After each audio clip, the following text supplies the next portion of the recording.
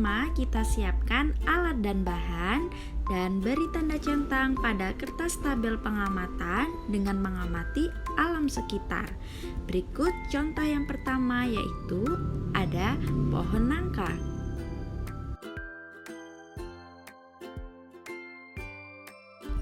Contoh yang kedua, di sini ada pohon mangga. Contoh yang ketiga, di sini ada pohon pisang. Contoh yang keempat, ada jeruk purut. Contoh yang kelima, ada putri malu. Sedangkan untuk contoh hewan di sini pertama ada ayam. Contoh kedua, semut dan lalat. Contoh ketiga ada kambing. Contoh yang keempat ada cicak. Contoh hewan yang terakhir ada kucing. Setelah semua teramati, buatlah tabel pengamatan dan isi centang jika ciri-ciri makhluk hidup tersebut sesuai. Berikut penjelasan singkat dari ciri-ciri makhluk hidup. Pertama, bergerak dan beraksi terhadap rangsang adalah semua makhluk hidup perlu melakukan aktivitas untuk bertahan hidup. Aktivitas itu dilakukan tentunya dengan bergerak. Makhluk hidup memiliki kemampuan untuk menanggapi rangsang yang diterima. Kedua, bernafas merupakan proses menghirup udara dari lingkungan yang kemudian dipilah. Ketiga, perlu makan atau nutrisi. Untuk bertahan hidup, semua makhluk hidup perlu untuk makan dan minum. Makanan dan minuman itu adalah sumber energi bagi makhluk hidup. Keempat, tumbuh. Setiap makhluk hidup akan mengalami pertumbuhan. Pertumbuhan bisa dilihat dari bertambahnya ukuran tinggi dan berat. Kelima, berkembang.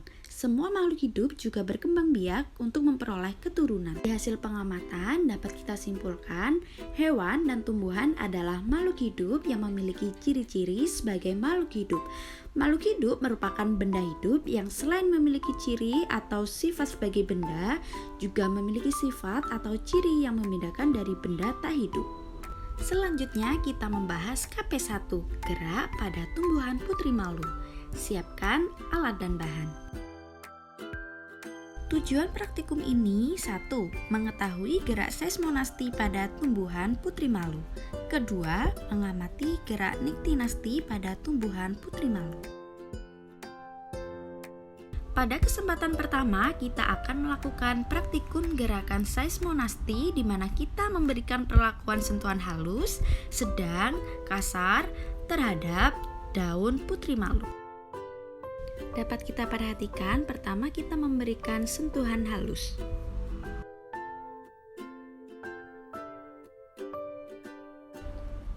Gerak ini memberikan respon yang sangat lambat terhadap daun putri malu sampai detik ke-10. Selanjutnya kita akan memberikan sentuhan sedang terhadap daun putri malu. Respon daun putri malu tampak lebih cepat sampai detik ke-7. Selanjutnya kita memberikan sentuhan kasar. Daun cepat menutup pada detik ke-2. Dapat kita simpulkan, gerak seismonasti adalah gerak pada tumbuhan yang dipengaruhi oleh rangsang berupa getaran atau sentuhan. Semakin keras getaran atau sentuhan yang diberikan, maka daun putri malu akan semakin cepat menutup.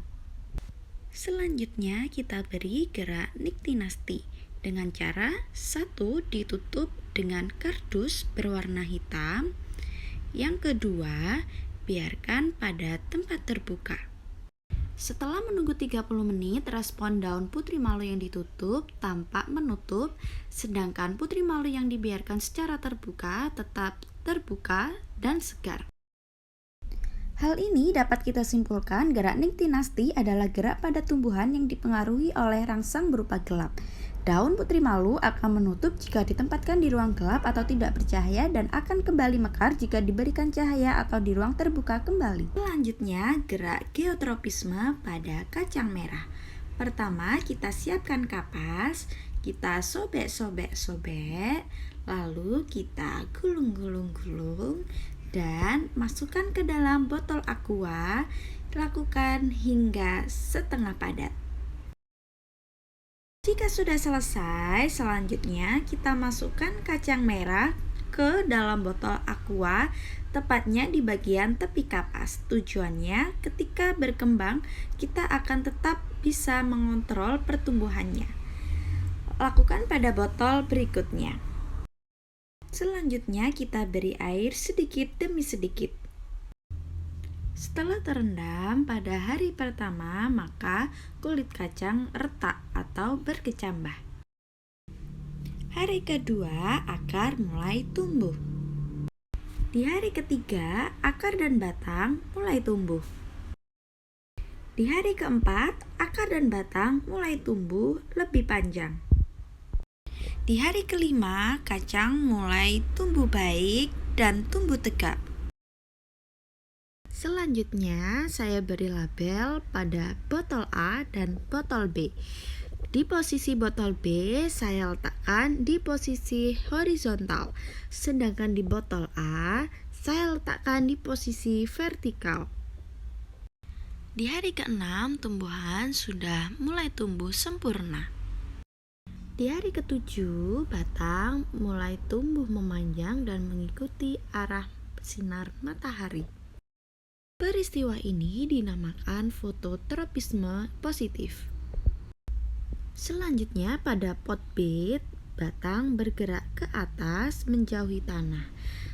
Peristiwa ini dinamakan geotropisme negatif. Selanjutnya berdiskusi. See you, bye-bye. Thank you.